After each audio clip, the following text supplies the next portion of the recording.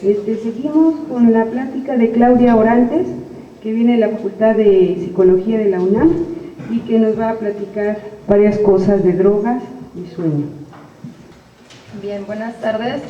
Yo les voy a presentar lo que fue mi proyecto doctoral y bueno, los objetivos generales fueron analizar las diferencias en la polisomnografía y en los síntomas ansioso-depresivos entre los dependientes a cocaína en fase de abstinencia crónica y el grupo referencial, además de observar los cambios en la polisomnografía y en los síntomas ansioso-depresivos en el grupo de los dependientes a cocaína a través del tiempo, es decir, a los 3 meses, a los 4 meses y medio y a los 6 meses de abstinencia. Tuve 4 hipótesis.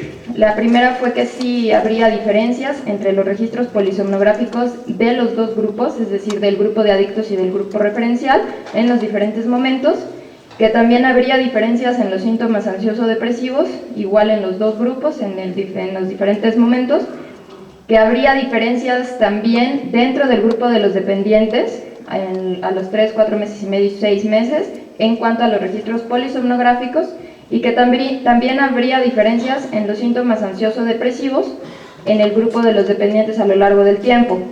El tipo de investigación fue un estudio descriptivo longitudinal y el escenario donde se realizó el estudio fue el laboratorio de sueño, ubicado en el Laboratorio de Neurociencias de la Facultad de Psicología de la UNAM. El método, bueno, yo tuve 2 grupos, que fue el grupo de observación, que estuvo conformado por los 10 dependientes a cocaína, con una media de edad de 28 años, y que cumplían con criterios de dependencia diagnosticados de acuerdo al DSM-4 texto revisado.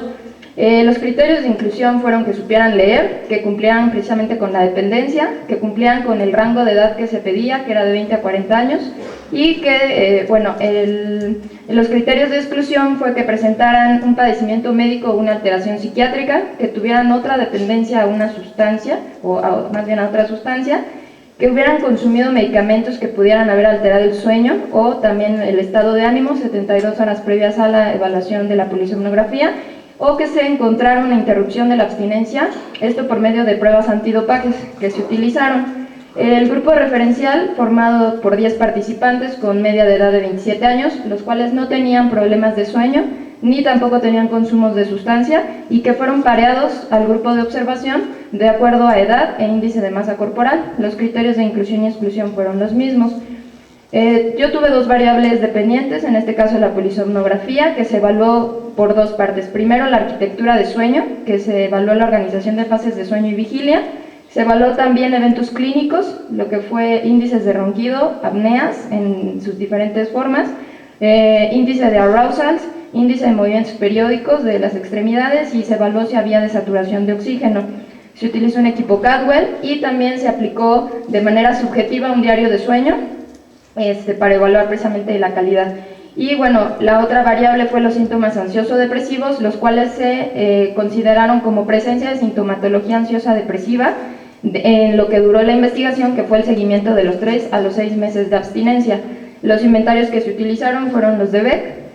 Y bueno, la abstinencia crónica fue lo que se consideró como la variable independiente, que se consideró a partir de la semana número 10 de un no consumo en adelante, y bueno, se estableció como ausencia de benzodiazepina en orina, para lo cual utilizamos una prueba antidopaje, que fue la Humadru-Cocaine, que es una prueba inmunocromatográfica. El montaje que se utilizó en esta investigación fue principalmente canales frontales y bueno, canales centrales, occipitales, además de utilizar todo el montaje completo de la polisomnografía, bandas respiratorias, termistor, se evaluó movimientos oculares, se evaluó para movimientos periódicos, ronquido y EKG.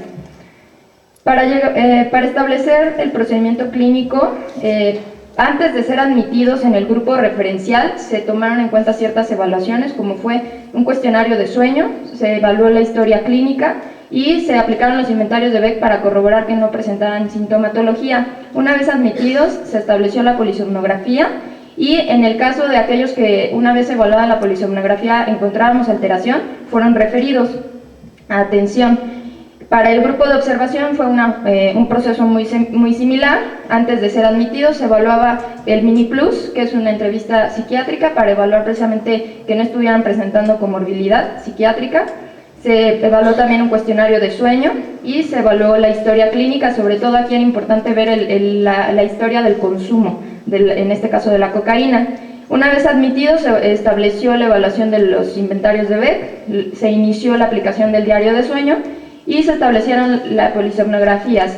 En total, cada participante del grupo de observación se evaluaron 3 polisomnografías durante el tiempo que se evaluó, y también lo mismo, si se encontró alteración en alguno de sus estudios, fueron también referidos a atención.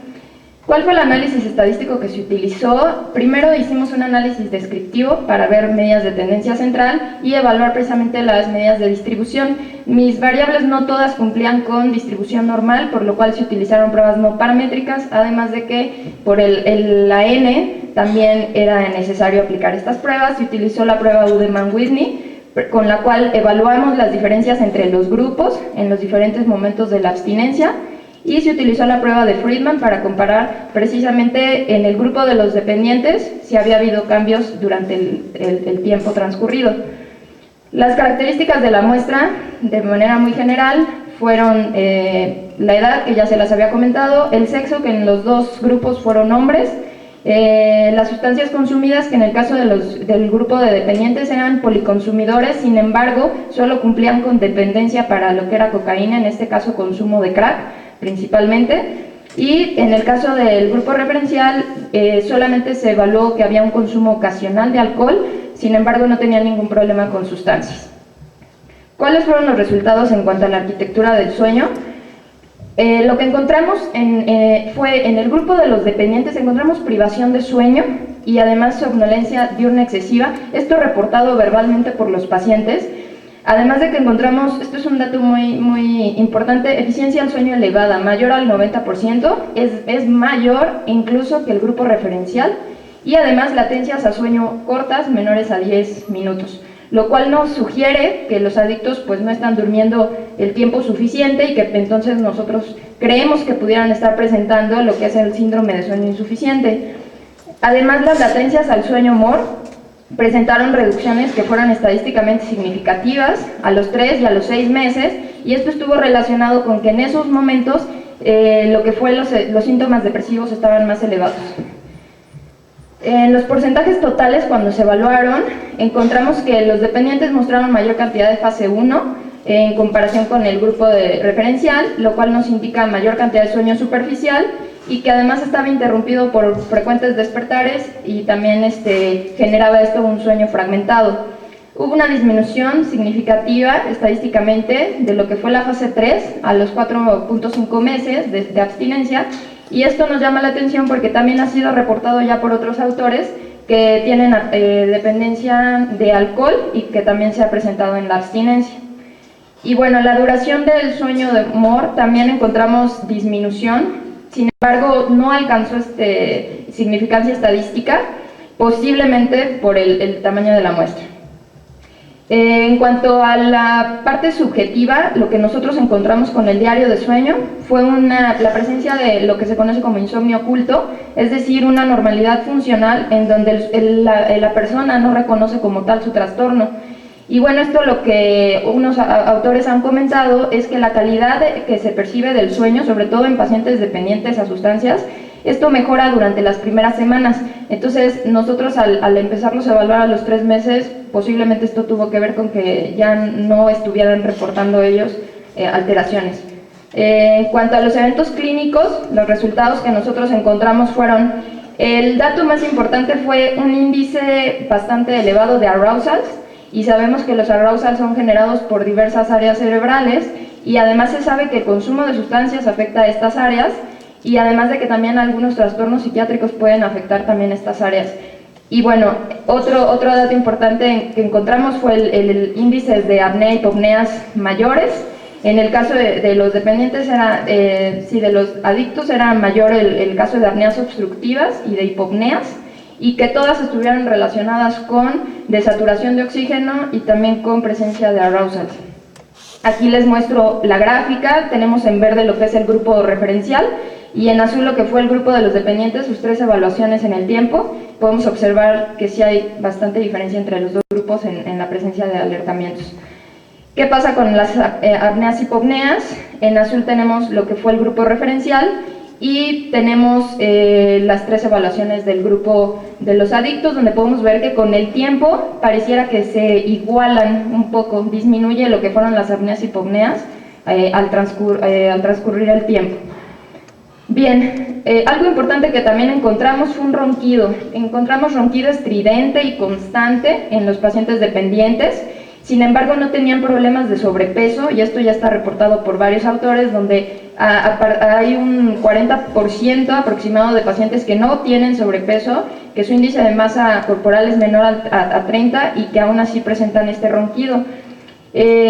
Aunque presentaban apneas obstructivas, tampoco eran apneas obstructivas, el índice no era tan crónico, lo cual nos hace pensar también que no estaban presentando una gran desaturación y tampoco una apnea obstructiva, y que esto no estaba relacionado con el ronquido como tal.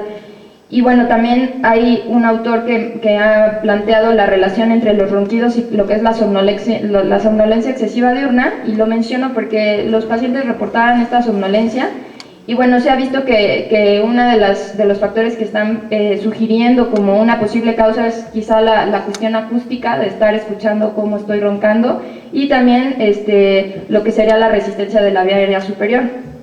Bien. Además es importante saber que aunque mis pacientes no tenían dependencia al alcohol, sí fueron abusadores. Entonces también hay que considerar la relación, cuánto pudo haber esto influido en presentar, ya que hay estudios donde los roncadores presentan más cantidad de ronquidos, o es más crónico el ronquido si presentan estos dos consumos juntos, ¿no? Lo que es fumar y además consumo de alcohol. Y además de que se sabe que también en las personas que consumen alcohol y otras sustancias de forma dual, el ronquido aparece en edades más tempranas, y era el caso de mis pacientes, que realmente todos estaban entre 20 y 25 años y ya estaban presentando un ronquido constante. Bien, aunque muchos de estos estudios sobre ronquido se han realizado en estudios sobre tabaco, hay que tener en cuenta dos cosas. Una, que la vía de consumo es similar, y que además en los dos consumos la combustión se da. Entonces, que es importante también ver que la cocaína produce efectos todavía más adversos, y sobre todo en menor tiempo que lo que sería en este caso la nicotina. Y bueno, para escenificar un poco esto que les hablo del ronquido, tenemos en rojo lo que es el grupo referencial y en verde lo que sería el grupo de los dependientes en sus 3 evaluaciones en el tiempo, y podemos ver también las diferencias. ¿Qué pasa con movimientos periódicos? Esto se ha reportado mucho, sobre todo en dependientes a cocaína. Sin embargo, nosotros no encontramos datos estadísticamente significativos. Muchos de los estudios que los reportan se han realizado en abstinencia aguda, y esto nos puede dar como un poco la clave de que al nosotros evaluar una abstinencia crónica a partir de 3 meses, posiblemente estos eventos disminuyeron. Sí encontramos movimientos periódicos, sin embargo no fueron significativos, y muchos de los movimientos sí estuvieron relacionados con arousals y sobre todo con cambios de fase. Y aquí se los muestro un poco. Tenemos en verde lo que es el grupo referencial, en naranja los grupos de dependientes, y podemos ver cómo disminuye. En la primera evaluación sí hay una diferencia bastante notoria entre los movimientos periódicos, sin embargo con el paso del tiempo parece que estos disminuyen, incluso se llegan a igualar con lo que presentaba el grupo referencial. ¿Qué pasa con la cuestión de síntomas ansioso-depresivos? Encontramos una elevación de la depresión a los 3 meses de abstinencia, estadísticamente significativa, y bueno, sabemos que lo que son síntomas ansioso-depresivos están muy presentes en lo que es el consumo de sustancias, no solo durante el consumo, sino también durante lo que es la abstinencia, y sobre todo cuando está presente el síndrome de craving. Y bueno, también la comorbilidad psiquiátrica que existe es bastante elevada en el consumo de sustancias, junto con lo que es los trastornos de ánimo. Todos nuestros pacientes mostraron síntomas depresivos, sin embargo, a lo largo del estudio la intensidad de los mismos disminuyó, y lo que nosotros encontramos fueron algunos factores que pudieron influir en que muchos de los sujetos no concluyeran el estudio. Tuvimos bastantes recaídas, y bueno, uno de los factores fueron problemas biopsicosociales. Hay un mal pronóstico para los pacientes dependientes a cocaína, y que además también abusan del alcohol, además de que el bajo nivel educativo, así como las relaciones interpersonales caóticas y una baja autoeficiencia para el logro de la abstinencia, pues influye también para que no logren lo que es la abstinencia a los 6 meses. La mayoría recaían entre los 4 y los 5 meses de abstinencia. Bien, ¿qué pasó con los síntomas ansiosos? Tuvimos una tendencia inversamente proporcional a la depresión. Los síntomas ansiosos se elevaron para los 6 meses de abstinencia, los cuales no se habían presentado elevados durante el estudio. Y bueno, lo cual estos autores, Hershey y Coles, han sugerido que las neuroadaptaciones que genera precisamente el consumo de cocaína van a contribuir a un deterioro en la capacidad para hacer frente a situaciones estresantes, y además esto no se presenta inmediatamente después de que uno deja de consumir, sino que lo que se ha visto que estos niveles elevados de ansiedad se expresan después de meses, incluso de periodos largos de una abstinencia. Entonces esto pudiera explicar en cierta forma los resultados que nosotros encontramos al ver cómo se elevaba la ansiedad para los 6 meses. Y bueno, termino agradeciendo al equipo que me ayudó en los estudios y en la realización de esta investigación, así como también al CONACYT por el apoyo en la realización. Gracias.